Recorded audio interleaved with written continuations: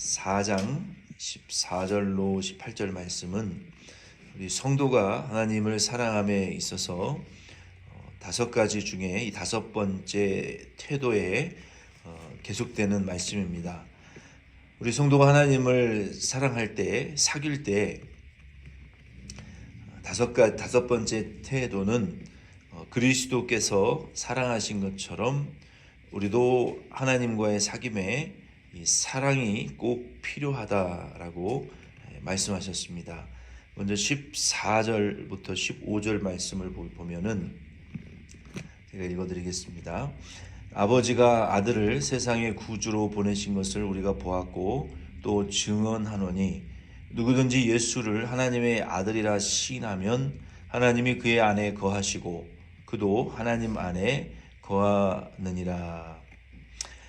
우리 사랑하는 성도는 하나님의 이 사랑을 할 수 있는 성도는 하나님께서 아들 예수 그리스도를 구주로 이 세상에 보내신 것을 알고 확증하게 됩니다. 이게 하나님의 사랑 안에 있는 성도의 특징이에요. 그래서 하나님이 우리를 사랑하신 증거가 그의 아들을 보내신 것과 그리고 그 아들 구주를 우리에게 보내심으로 하나님의 사랑이 우리 안에 확증되었다.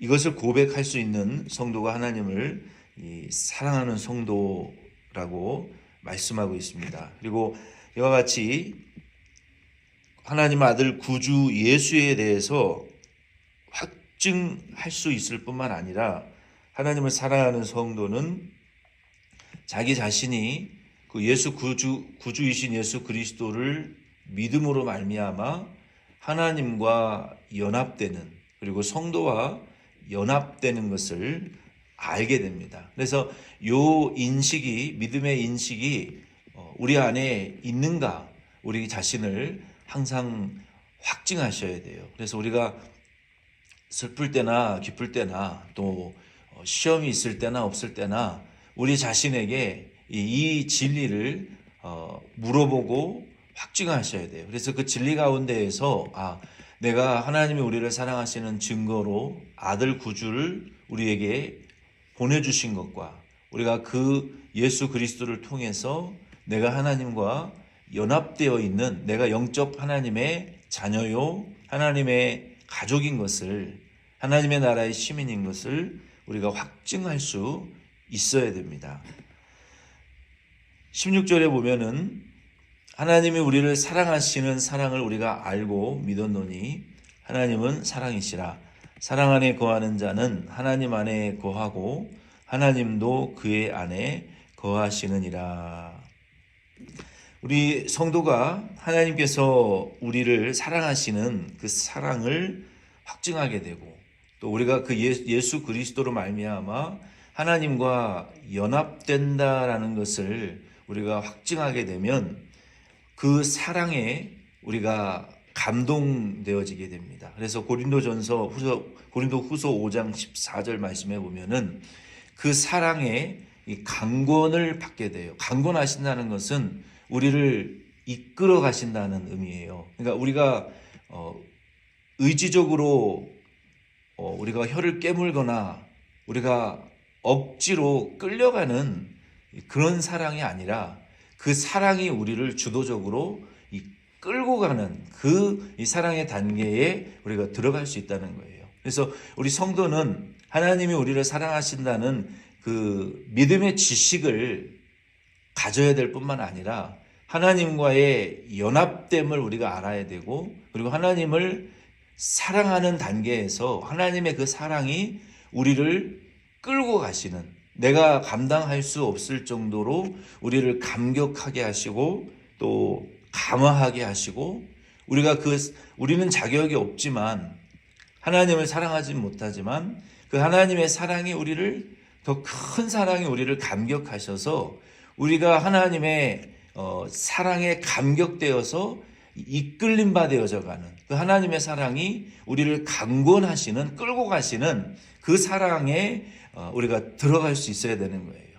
우리가 억지로 끌려가는 사랑으로는 하나님을 결코 사랑할 수가 없기 때문에 하나님 우리를 강권하시는 그 사랑에 우리가 이끌림을 받아야 우리는 자격이 없어도 하나님의 사랑이 우리를 자꾸 감화하시고 하나님의 사랑이 우리를 감동하셔서 우리가 그 사랑에 감격되어 하나님의 그 사랑이 너무 크기 때문에 이끌림 바 될 수 있는 그러한 사랑이 하나님의 사랑입니다. 17절로 18절 말씀에 계속해서 보면 이로써 사랑이 우리에게 온전히 이루어진 것은 우리로 심판날에 담대함을 가지게 하려 함이니 주께서 그러하심과 같이 우리도 이 세상에서 그러하니라. 27절 18절에는 우리 성도가 하나님의 사귐에 있어서 그리스도께서 우리를 사랑하신 것처럼 우리도 하나님을 사랑해야 되는데 형제를 사랑해야 되는데 그것이 가능하게 되어지는 것은 17절로 18절에 보면은 이 하나님의 온전한 사랑이 우리 안에 이루어질 때 그것이 가능합니다. 17절에 하나님의 이 사랑이 우리 안에 온전히 이루어지게 되면 우리 안에 17절에 보면은 심판날에 담대함을 우리에게 갖게 하신다라고 말씀하셨어요. 하나님의 사랑이 우리를 지극히 사랑하시는 그 사랑을 우리가 알고 그리고 그 사랑 안에 거하면서 형제를 사랑하는 자는 이미 하나님의 사랑이 그 안에 온전히 이루어진 자예요. 이와 같이 성도가 예수 그리스도께서 십자가에서 하나님의 온전한 사랑을 이루시고 세상에 그 온전한 사랑이 이것이다. 하나님을 이처럼 사랑해야 되고 이웃을 이와 같이 사랑해야 된다라는 그 온전한 그 십자가의 사랑을 우리에게 보여주시고 또 온전한 영적 사랑을 우리에게 이루셨어요. 그래서 우리가 하나님을 사랑하면서 형제를 사랑하는 자는 이미 그 하나님의 온전한 사랑이 그 성도의 마음속에 이루어진 자라는 거예요. 18절 말씀에 계속 보면 사랑 안에 두려움이 없고 온전한 사랑이 두려움을 내쫓나니 두려움에는 형벌이 있습니다. 두려워하는 자는 사랑 안에서 온전히 이루지 못하였느니라. 왜냐하면은 하나님의 온전한 사랑의 세계에는 두려움도 없고 가책도 없습니다. 그래서 하나님을 사랑하고 형제를 사랑하는 자의 마음 속에는 두려움을 내어 쫓는 일이 일어나게 되는 거예요. 왜냐하면 우리가 성령 안에서 하나님을 사랑할 때 보세요. 우리가 하나님을 사랑할 때 하나님과 연합되어지게 됩니다. 그리고 성도가 형제를 사랑할 때 그 성도와 연합하게 되는 거예요. 그러면 우리가 하나님과 연합되어진 성도는 하나예요. 두려움이 없어지게 됩니다. 우리가 형제와 연합되어진 성도는 마음에 두려움도 없고 거리낌도 없고 정죄함도 없고 형벌에 대한 염려도 없어요.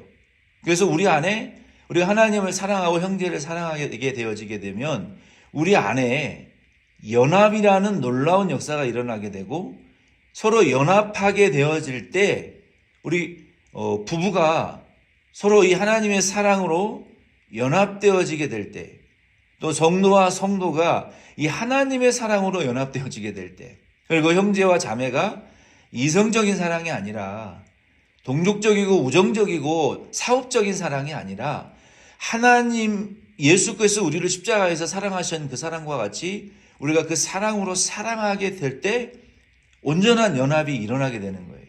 그 연합이 일어나게 되면 어떤 놀라운 일이 일어나게 되냐면 우리 안에 있는 모든 두려움이 없어지는 일이 일어나게 되는 거예요. 이러한 교회가 그러면 어디 있느냐? 초대교회가 그러한 교회였어요. 신약 성경에 나타나는 교회들이 그런 교회였어요. 이 초대교회의 성도들이 하나님과 이웃을 온전히 사랑했어요. 유무통상, 자기가 있는 것을 나누고 없어지고 또 없는 것까지도 나누는 서로의 필요를 돈이 없는 사람에게는 돈을 주고 옷이 없는 자에게는 옷을 주고 아픈 자에게는 의사를 불러다 주고 일어날 수 없는 자에게는 손발이 되어서 일으켜주고 그리고 그들이 서로 성전에 날마다 모였어요. 이게 연합 아닙니까? 어떻게 날마다 모일 수 있어요? 연합되었다는 거예요. 마음이 서로 하나가 되었다는 거예요. 어떻게 하나 됩니까? 성령 안에서 하나님을 사랑하고 이웃을 사랑할 때 그들 안에 연합이 일어났고 두려움이 없어졌어요. 강력한 핍박이 일어났지만 예루살렘 교회가 핍박을 두려워하지 않고 담대히 복음을 전했어요. 그리고 있는 것을 서로 나누었어요. 날마다 예수 그리스도의 이름으로 모여서 떡을 떼고 말씀을 나누고 서로 기도하고 하나가 되었단 말이에요. 그래서 핍박이 일어났지만 두려워하지 않았어요. 많은 사람들에게 칭찬받는 교회가 되었고 그리고 전도와 부흥은 자동적으로 일어나게 되었던 거예요. 이것이 하나님과 형제를 사랑하는 교회의 연합과 두려움을 쫓아내게 되는 그리고 교회의 부흥과 사람들에게 칭찬을 받는 교회가 되는 비결이에요. 그래서 우리 교회도 굳이 전도만 하려고 우리가 노력할 필요가 없고 중요한 것은 우리가 말씀대로 하나님을 사랑함으로 내가 하나님과의 연합됨이 일어나야 돼요. 하나님과의 연합됨이 일어나게 되면 굳이 뭘 달라고 기도할 필요도 없어요. 우리 안에 두려움이 없어지게 되고 우리 자녀들이 부모님들을 향해서 당당하게 필요한 것들을 요구하고 부모들이 자녀들의 필요를 이미 다 알고 채워주시는 것처럼 우리가 하나님과 연합되어지게 되면 하나님의 뜻이 이런 것이구나. 하나님의 계획이라는 것이 우리 자신과 가정과 우리 교회를 향하신 계획이라는 것이 이런 것이구나. 하나님이 지금 이렇게 일하고 계시는구나. 하나님이 앞으로 이렇게 역사하실 것이구나. 알기 때문에 두려움을 가질 필요도 없고 내가 하나님 앞에 징계받을까 봐 두려워할 필요도 없다는 거예요. 담대하게 되어지는 것이고 자유하게 되어지는 것이고 하나님의 뜻을 아는데 왜 두렵습니까? 하나님이 어떻게 계획을 세우시고 무슨 일을 해 나가실 것인지 아는데 왜 형벌받을까 두려워합니까? 왜 하나님 앞에 우리가 굳이 기도하지 않아도 하나님 우리의 모든 필요를 채워주실 것을 머리카락까지 다 세심받은 것을 우리가 아는데 뭘 그렇게 달라고 우리가 매달릴 필요가 있냐는 거예요. 그래서 우리가 하나님을 사랑하는 자들에게 일어나는 이 연합이 중요한 것이고 우리가 하나님과 연합되어질 때 우리 안에 두려움이 없어지는 거예요. 형제들과의도 연합, 사랑이 또 마찬가지예요. 우리가 형제와 서로 사랑하고 연합하게 되어질 때 우리 안에 서로 거리낌이 없어요. 부담감이 없고 거리낌이 없고 두려움이 없고 거리감이 없어져요. 두려움이 없어지게 됩니다. 그러나 우리가 하나님을 사랑하지 않고 형제를 사랑하지 않는 성도는 가장 먼저 우리 안에 양심의 가책이 일어납니다. 양심의 가책이 일어나고 우리가 형벌에 대한 두려움이 생기게 돼요. 그래서 이미 두려움과 가책을 받는 자는 이미 실패한 자예요. 하나님과 연합하지 못하고 형제와 연합할 수 없어요. 그러면 마음의 양심의 가책이 있고 늘 두렵고 쫓기고 형벌에 대한 염려와 이 속박이 있기 때문에 무슨 일을 해도 자유하지 못하고 어떤 세상 일을 해도 담대하지 못해요. 하나님과 연합하지 못하고 형제와 연합하지 못하기 때문에 그래서 항상 두렵고 항상 불안하고 우리 자녀들도 맨날 책망만 받고 부모들에게 지적만 받은 자녀들은요 이 행동하는 걸 이렇게 보면요 늘 불안해요. 늘 자신감이 없어요. 대인관계가 원만하지 못합니다. 늘 부모로부터 잘 혼나고 책망받고 지적받고 이